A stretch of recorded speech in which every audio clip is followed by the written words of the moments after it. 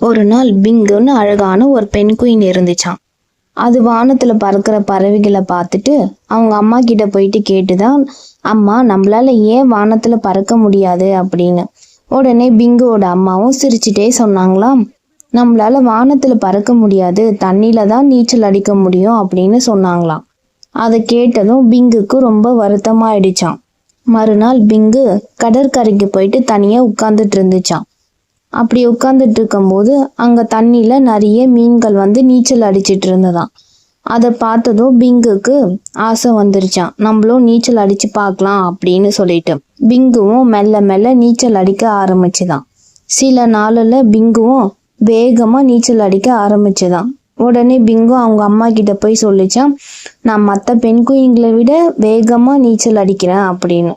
உடனே பிங்குவோட அம்மா சொன்னாங்களா, இதுதான் உன்னோட திறமை அப்படின்னு. இதுல இருந்து என்ன தெரியுது? நம்மால் செய்ய முடியாததை பற்றி கவலைப்படக்கூடாது. நம்மளால என்ன செய்ய முடியுமோ அதுல சிறந்தவரா இருக்கணும்.